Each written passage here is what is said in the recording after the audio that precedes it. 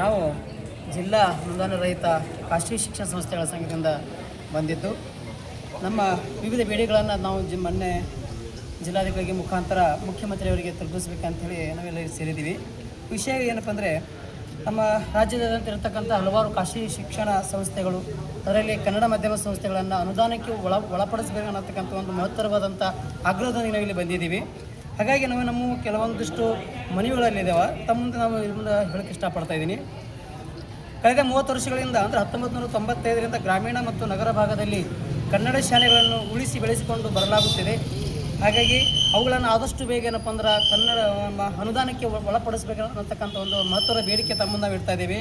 ಜೊತೆಗೆ ಏನಪ್ಪ ಅಂದರೆ, ಕಳೆದ 30 ವರ್ಷಗಳಲ್ಲಿ ಈ ಶಾಲೆಗಳಿಗೆ ಯಾವುದೇ ರೀತಿಯ ಸರ್ಕಾರದಿಂದ ಒಂದು ಕಿಂಚಿತ್ತು ಬಿಡಿಗಾಸು ನಮಗೆ ಏನಪ್ಪ ಅಂದ್ರೆ ಅನುದಾನ ಬಂದಿಲ್ಲ.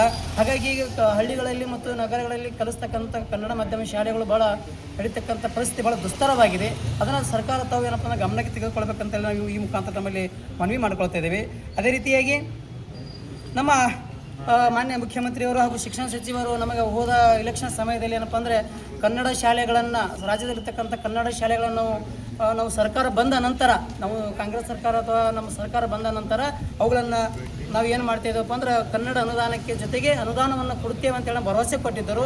ಆದರೆ ಇಲ್ಲಿವರೆಗೂ ಅದರ ರೀತಿಯಾದಂಥ ಸರ್ಕಾರ ನಡೆದುಕೊಂಡಿಲ್ಲ. ನಾವು ಮೊನ್ನೆ ಬಜೆಟ್ ಮಂಡನೆಯಲ್ಲಿ ಏನಪ್ಪ ಅಂದ್ರೆ ಇದರ ಬಗ್ಗೆ ಏನಾದರೂ ಅನುದಾನವನ್ನು ತೆಗೆದಿಡಬಹುದು ಅನ್ನತಕ್ಕಂಥ ಭಾಳ ನಿರೀಕ್ಷೆಯಿಂದ ಇಡೀ ಕರ್ನಾಟಕದಲ್ಲಿರ್ತಕ್ಕಂಥ ಎಲ್ಲ ಕನ್ನಡ ಮಾಧ್ಯಮ ಶಾಲೆಗಳು ಬಕಪಕ್ಷಿ ಅಂತ ನಾವು ಕಾಯ್ತಾ ಕುಂತಿದ್ದೀವಿ. ಬಟ್ ಅದಕ್ಕೆ ನಮಗೆ ಬಹಳ ನಿರಾಶೆಯನ್ನು ಉಂಟು ಈ ಒಂದು ಬಜೆಟ್ನಲ್ಲಿ ಆಗಿದೆ. ಹಾಗಾಗಿ ಏನಪ್ಪ ಅಂದ್ರೆ ನಾವು ಭಾಳ ಆಕ್ರೋಶದಿಂದ ನಾವು ಏನಪ್ಪ ಅಂದ್ರೆ ಕನ್ನಡ ಮಾಧ್ಯಮ ಶಾಲೆಗಳು ಉಳಿಸಬೇಕು ಕನ್ನಡ ಸರ್ಕಾರದವರು ಅನ್ನತಕ್ಕಂಥ ಒಂದು ಮಹತ್ವಾಕಾಂಕ್ಷೆ ಇಟ್ಕೊಂಡು ನಾವಿಲ್ಲಿ ಬಂದಿದ್ದೀವಿ. ಜೊತೆಗೆ ಏನಪ್ಪ ಅಂದರೆ ಇನ್ನೂ 3 ಬೇಡಿಕೆಗಳು ಯಾವಪ್ಪ ಅಂದ್ರೆ 1995ರ ನಂತರ ಪ್ರಾರಂಭವಾದ ಕನ್ನಡ ಮಾತೃಭಾಷೆ ಶಾಲೆಗಳಿಗೆ ತಕ್ಷಣದಿಂದಲೇ ಸರ್ಕಾರ ಎತ್ತೆತ್ತಿಕೊಂಡು ಏನಪ್ಪ ಅಂದ್ರೆ ನಮಗೆ ಅನುದಾನವನ್ನು ಕೊಡಬೇಕಂತೇಳಿ ಕೇಳ್ಕೊತಾ ಇದ್ದೇವೆ. ಜೊತೆಗೆ ಇನ್ನೊಂದು ಏನಪ್ಪ ಅಂದ್ರೆ ಮೊದಲ ಏನಪ್ಪ ಅಂದ್ರೆ RTA ಒಂದು ಕಾಯ್ದೆ ನಮ್ಮ ಶಾಲೆಗಳಿಗೆ ಅನುದಾನಿತ ಶಾಲೆಗಳಿಗೆ ಅದು ಇರ್ತಾ ಇತ್ತು. ಈಗ ಏನಾಗಿದೆಯಪ್ಪ ಅಂದ್ರೆ ಆ ಒಂದು ಕಾಯ್ದೆಯನ್ನು RTA ಕಾಯ್ದೆಯನ್ನು ನಾವು ತೆಗೆದು ಹಳ್ಳಿಗಳಿರ್ತಕ್ಕಂಥ ನಗರದಲ್ಲಿರ್ತಕ್ಕಂಥ ಬಡ ಮಕ್ಕಳಿಗೆ ಪಾಲಕರಿಗೆ ಏನಪ್ಪ ಅಂದ್ರೆ ಭಾಳ ಒಂದು ದುಸ್ತರವಾದ ಪರಿಸ್ಥಿತಿಯನ್ನು ತಂದುಕೊಂಡು ಓದುವಂಥ ಸಂದರ್ಭವನ್ನು ಸರ್ಕಾರ ಮಾಡಿದೆ. ಹಾಗಾಗಿ ಮರಳಿ ಏನಪ್ಪ ಅಂದ್ರೆ RTA ಕಾಯ್ದೆಯನ್ನು ತಾವು ತರಬೇಕಾಗಿ ತಮ್ಮಲ್ಲಿ ಮನವಿ ಪೂರ್ವಕವನ್ನು ಕೊಡ್ತಾ ಇದ್ದೀವಿ. ಹೀಗೆ ಹಲವಾರು ಕಾರಣಗಳು. ಇನ್ನೊಂದಪ್ಪ ನಮ್ಮ ಕನ್ನಡ ಮಾಧ್ಯಮ ಖಾಸಗಿ ಶಾಲೆಗಳಿಗೆ ಏನಪ್ಪ ಅಂದ್ರೆ ಮಾನ್ಯತೆ ನವೀಕರಣವನ್ನು ಭಾಳ ಕ್ಲಿಷ್ಟಕರವಾದಂಥ ಪರಿಸ್ಥಿತಿಯನ್ನು ತಂದು ಒಡ್ಡಿದ್ದಾರೆ. ಹಾಗಾಗಿ ಏನಪ್ಪ ಅದನ್ನು ಸರಳೀಕರಣಗೊಳಿಸಬೇಕಂತ ಈ ಮೂಲಕ ತಮ್ಮಲ್ಲಿ ಕೇಳ್ಕೊತಾ ಇದ್ದೀವಿ.